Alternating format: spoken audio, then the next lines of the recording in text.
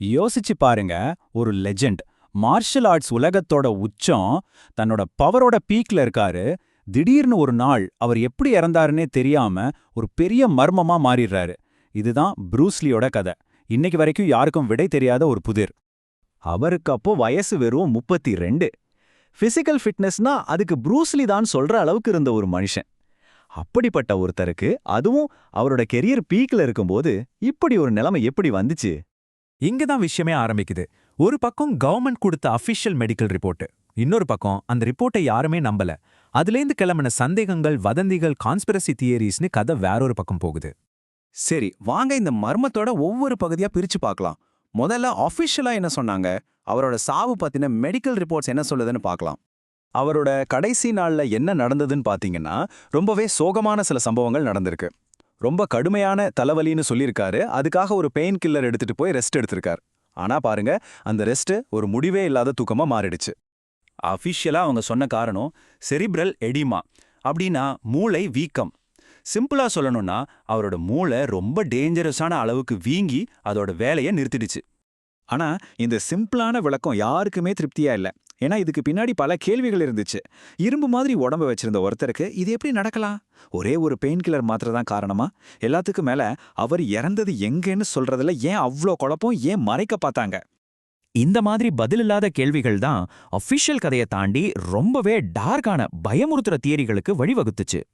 சரி, இப்போ அஃபிஷியல் கதைய ஓரமா வச்சுட்டு கொஞ்சம் டேஞ்சரான ஒரு பகுதிக்குள்ள போலாம். அதாவது ப்ரூஸ்லியோட சாவு ஒரு விபத்து இல்ல, அது ஒரு திட்டமிட்ட கொலையா இருக்கலாம் அப்படிங்கிற ஒரு தியோரி. இந்த தியரி நேரா கை காட்டுறது சீனாவோட மாஃபியா கும்பலான ட்ரியாட்ஸ் மேல தான். உண்மையிலேயே ப்ரூஸ்லி அந்த பயங்கரமான கிரிமினல் கும்பலுக்கு எதிரா ஏதாவது செஞ்சாரா? இதுக்கு நிறைய காரணங்கள் சொல்றாங்க. ஒன்னு, ட்ரையாட்ஸ் கேட்ட மாமூல் பணத்தை கொடுக்க மறுத்தது. இன்னொன்னு, ரொம்ப முக்கியமான விஷயம், சீன மார்ஷியல் ஆர்ட்ஸோட ரகசியங்களை வெஸ்டர்னர்ஸ்க்கு கத்துக் கொடுத்தது. இதை ஒரு பெரிய துரோகமா சில பேர் பார்த்தாங்க.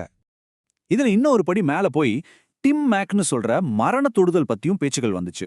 அதாவது ஒருத்தரை தொட்டாலே போதும், பல நாட்கள் இல்லைனா வாரங்கள் கழிச்சு அவங்க இறந்துருவாங்கன்னு சொல்ற ஒரு டெக்னிக். இது உண்மையா இல்ல வெறும் கட்டுக்கதையா? சரி, இதெல்லாத்தையும் தாண்டி மூணாவதா ஒரு தியரியும் இருக்கு. இது கொஞ்சம் அமானுஷ்யமானது.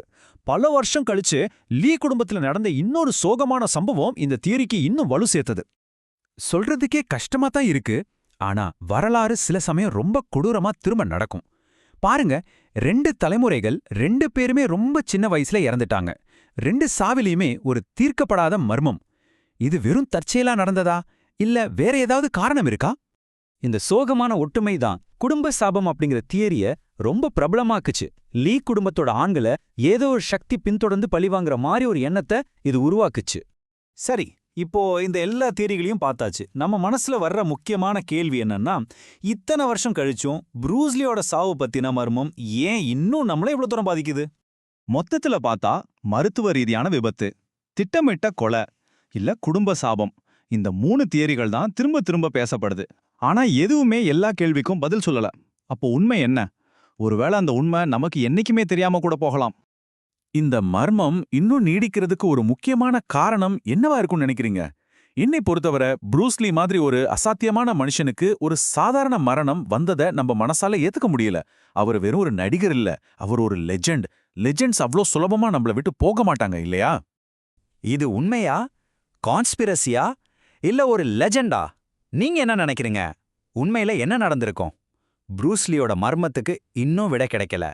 ஒருவேளை அந்த விடை கிடைக்காததான் அவரை இன்னிக்கும் நம்ம மனசுல வாழ வச்சிட்டு இருக்கு.